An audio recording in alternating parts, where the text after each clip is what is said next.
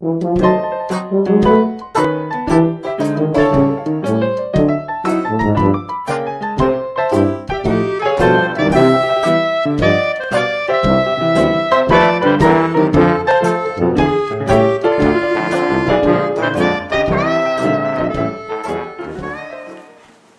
to another story from our Hometown Scrapbook by Ben Weatherwax.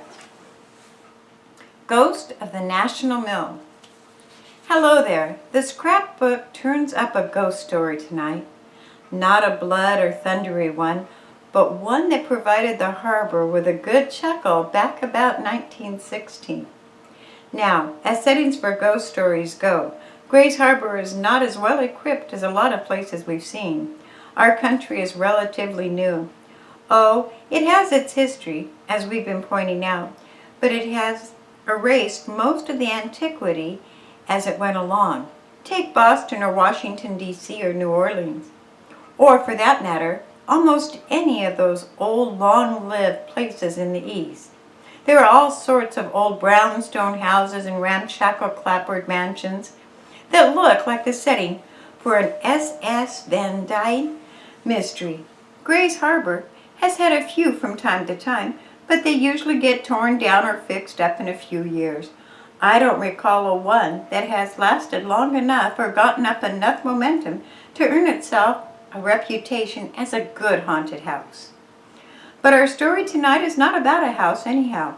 It's about a sawmill, and one that I'll bet the old-timers will recall very clearly.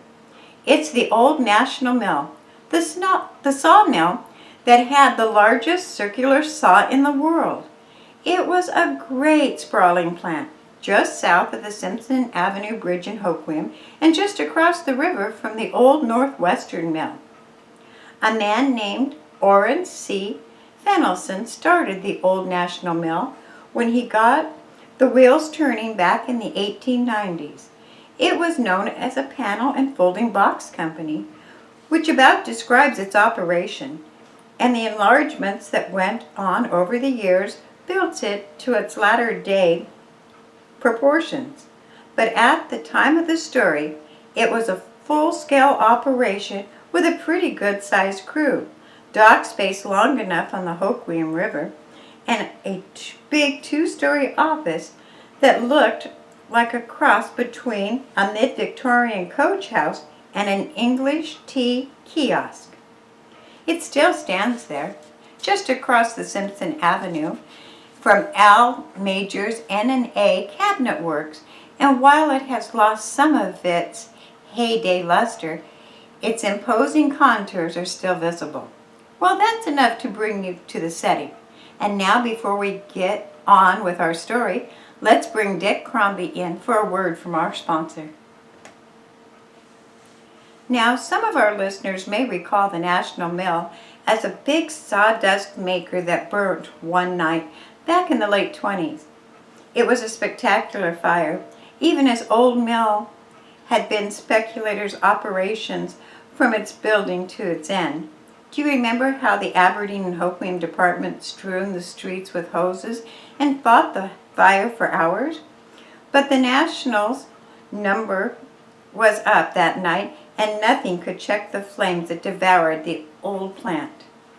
Well, our story took place some 10 years before the National went up in smoke, and it all started when the night fireman at the mill went to the office one day and asked for his check. He had been a loyal worker and had been with the company for some time when he decided to take his time and look for a new job. And of course, the manager was interested in why. Jobs were not easy to come by in 1916, and it didn't make sense to the front office that a man with a family and all his years on the job should suddenly decide to give up and go somewhere else. The fireman wasn't one to talk much, and it was not easy to get information out of him. But after some persuading, he admitted that he was leaving because there were haunts in the fire room. Well, that was a tough one for the management. They put one of the office force on the job, and he combed the fire room from top to bottom but couldn't find anything that suggested haunts. And he called the mill foreman into the case. Together they searched the mill but found nothing, and the foreman suggested that perhaps the fireman was a little bit touched, what with his lonely shift at night and all. So they paid him off, and the fireman made his way to someplace else. Now the second fireman was a younger fellow, clear-eyed and gifted with what appeared to be a good common sense. He didn't look like the kind that would run away from haunts. But as for neither did the old fireman. So the foreman was pretty much concerned when after 2 nights on the job, the new fireman came into him and reported ghostly voices, weird music, tappings, and strange cries coming from the firebox of the boilers. Yes, it started about midnight and went for several minutes. Then everything was quiet again. It happened both nights, and the fireman had been on the job. Well, the foreman didn't take much stock in ghosts, and it looked like he had a personal problem on his hands. And when the second fireman informed the front office that he was quitting, they all began to worry. In a couple of days, when the second new fireman in 2 weeks was on the job, the foreman decided to stay at the mill all night and see what happened. So when he had shown the new fireman the ropes early in the evening, and things seemed to be going all right, the foreman started through the mill. The big old plant was exceptionally dark, and then light, as here and there a dim light burned as an emergency illumination. It was mostly dark, exceedingly quiet as the foreman walked through the plant on catwalks, swinging his lantern and looking here and there for something that might make sounds. He looked into long shadows under the slit and scanned the dark objects along the cold deck. Nothing moved, and there was no sound. He went back to the fire room satisfied that there were ghosts and not there in the National Mill. They were there and there only. He got settled on a comfortable chair in a warm spot and waited. As he waited, he dozed, and time went fast. He awakened when the new fireman shook him. "Listen," the fireman said. "Listen! Listen to those voices!" The foreman sat upright and cocked his ears. There were sounds, all right. Unmistakably, there were voices, weird and vague, and tappings that seemed to come right out of the firebox. Right out of the flames came the tapping of the voices. The fireman bravely poked into the coals with his poker while the foreman walked around and around the boiler and scratched his head. For several minutes the noises continued. Then all was quiet. There was no more dozing that night for the foreman, and the fireman went about his work with usual caution. When the fireman went off shift in the morning, he announced that he didn't want night work anymore and wouldn't be back the next night. That same morning, the night watchman quit his job. "I've heard the noises," he told the foreman, "and I've seen 3 firemen quit. No one has explained the sounds, and they haven't stopped. I've had enough." That day, there was a conference of war in the front office. 3 firemen and a watchman in 2 weeks? Oh, there were more firemen available and more watchmen to be had. But there was something ominous behind it. If things weren't corrected and the ghosts located and purged, the fires of the big mill could go out. Already the crew was talking about ghosts in the mill, and the newspaper was trying to get a story on the affair. If the story ever got out the National Mill was haunted, what would it do for a crew? Well, that night, there was no fireman available for the job, and the slab car driver was converted to a fireman. So, to keep things in order until the man learned the job, and perhaps to trap the haunts, the foreman again stayed on the job. He didn't doze this night. He stayed very alert, watching the gauges and making sure that the neophyte firemen kept the fireboxes glowing. And at midnight, there came the sounds again. Right out of the blazes came tapping, scratchings, voices, and music. As the noises built, the foreman began to doubt his sanity. There were a few words of a song, a cry, then some tapping, and as it continued, it grew louder. The new fireman looked at the foreman in apprehension, and together they began to circle the firebox. And just as the foreman passed near the blowpipe that carried the shavings of sawdust down to a bin to be fed into the firebox, he heard the clanks and the voices more clearly. They seemed to come from the pipe.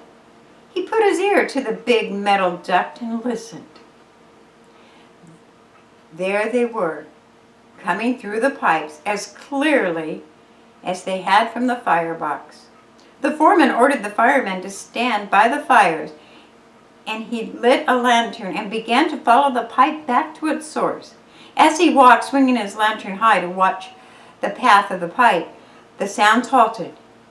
He climbed the catwalk that wound its way among the rafters of the mill, following the blower pipe. Finally, he came out on the roof of the boiler room. He crossed above the slab dump and made his way to the sawdust blower looming big and black in the darkness. He listened, with his ear close to the cold metal. There was no sound, but by this time he felt very close to his ghost.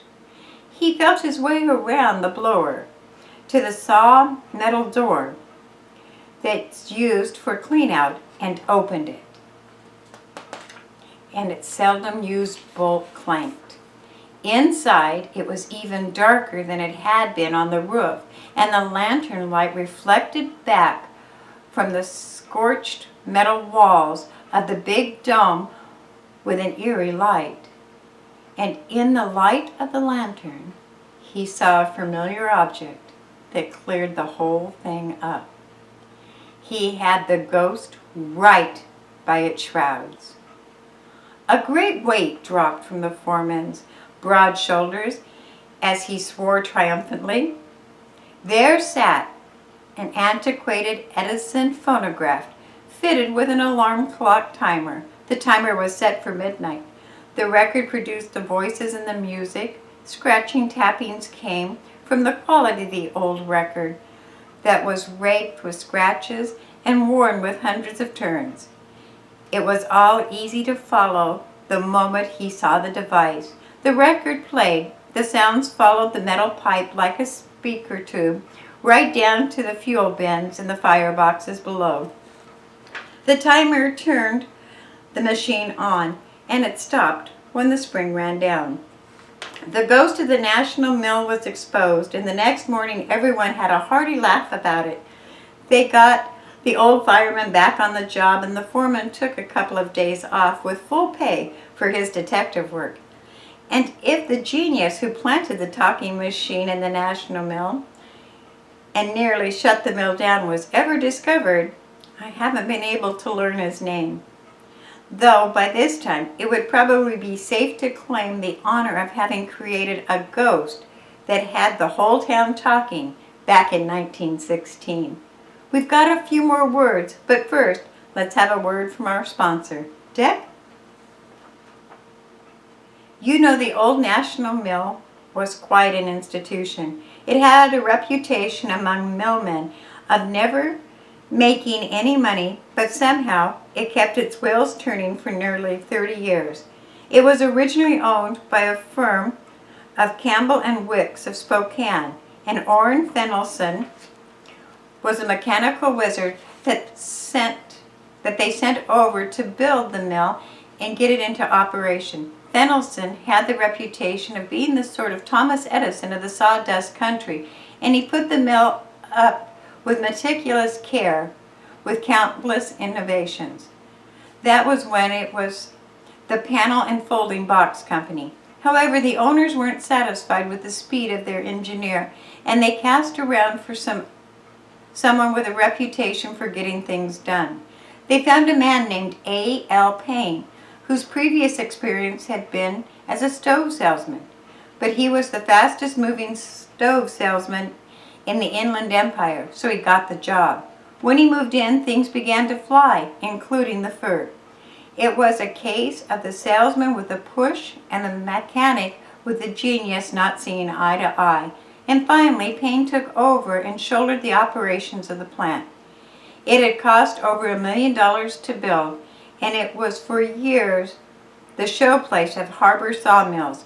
And when fire destroyed it in the mid-1920s, many of the harborites felt that one of the community's real institutions had gone up in smoke. But along with a good many other institutions long gone, the National Mill is one sawdust maker that we must make room for in our hometown scrapbook. Thank you for listening.